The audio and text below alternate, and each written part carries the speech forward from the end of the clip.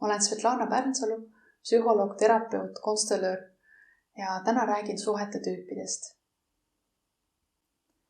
Esimene on paarisuhe, kus elatakse koos, kuid partnerite vahel puudub emotsionaalne side. Nad võivad arutada igapäeva asju, täita oma kohustusi, rääkida sellest, kes lastele järgi läheb, kes trenni viib, mida nädalavahetusel teha, kuidas puhkust veeta. Kuid ei räägita sügavatel teemadel. Ei küsita üksteise käest, kas oled minuga õnnelik, mida ma saaksin teha, et sul oleks hea minuga. Ja nad võivad koos olla näiteks kohustuste tõttu. Neil on ühised lapsed, ühine kodu, ühised mälestused. See ei tähenda, et sellises suhtes puuduks armastus, võib-olla see armastus on olemas, kuid on olnud palju haiget saamist, solvumist, pettumust, viha ja see on matnud armastuse.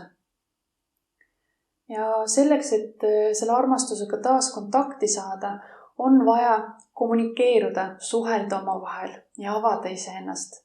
Kuid see ei ole alati kerge.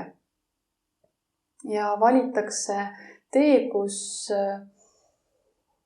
pigem tehakse nägu, et kõik on korras. Ja püütakse oma katmata vajadused rahuldada kuskil mujal. Näiteks kui paari suhtest ei saa tunnustust, ei saa lähedust, siis otsitakse seda mujalt. Kas näiteks töö juurest või käiakse trennis, tegeletakse mingi hobiga, et sealt saada tunnustust. Ja siinkohal on oluline küsida enda käest, milline on olnud minu panus, et mu suhe on jõudnud sellisesse etappi, kus meil puudub emotsionaalne lähedus. Järgmine suhe võib olla selline, kus üks partner on teisest sõltuv, kus ei märgata oma vajadusi, ei julgeta ei öelda. Tahetakse teha kõik, et partnerile meele järgi olla ja vältida konflikte. Näiteks üks partneritest loobub oma hobidest, sest partnerile see ei sobi. Ei suhtle oma sõpradega, sest kaaslasele ei meeldi sinu sõbrad. Sellises suhtes oodatakse, et teine rahuldab kõik vajadused. Öeldakse, et vot, kui sa pööraksid mulle rohkem tähelepanu, siis ma oleksin õnnelikum. Või kui sa lõpetaksid joomise, siis meie suhtes oleks kõik hästi. Tihti sellises suhtes öeldakse, et sa oled kõige tähtsam mulle. Ma ei suudaks ilma sinuta elada. Ma olen poolik ilma sinuta. Ja sellised laused annavad märku, et tegemist võib olla sõltuvussuhtega.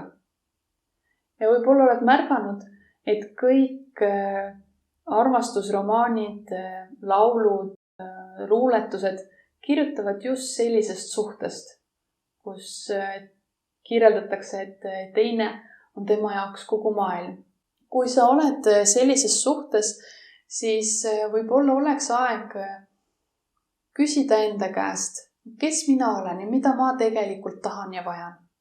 Õppida oma piire tunnetama, osata ei öelda, väljendama oma tundeid ja vajadusi vägivallatul moel. Ja võtta vastutus oma õnne eest. Kolmas suhete tüüp on selline, kus on paar koos, nad teavad, millist suhet nad tahavad ja see on siin meie suhe, ühine osa. Ühine aeg, kuid on ka oma aeg, kus inimene tegeleb oma hobidega, kohtub oma sõpradega, ta teab, kes tema on, mis talle meeldib ja ta vastutab oma õnne eest. Tema täpselt samamoodi. Tal on oma aeg, tal on omad huvid, oma tegemised, kuid on ka selline ühine osa. Sellises suhtes ei oodata, et partner kataks kõik minu vajadused. Selline inimene teab, millised on tema positiivsed ja negatiivsed küljed, et ta aktsepteerib ennast sellisel, nagu ta on. Ja läbi selle tal on kergem võtta teist inimest sellisel, nagu ta on. Ta ei ürita teda muuta, vaid ta teab, et mitte keegi ei ole täiuslik. Ja sellises suhtes, kui paar peaks lahku minema mingitel põhjustel, siis partner ei hoia teisest kinni, vaid ta soovib, et teine oleks õnnelik, isegi siis, kui ta ei ole minuga. Seda nimetaks eluterveks suhteks. Millises suhtes oled sina?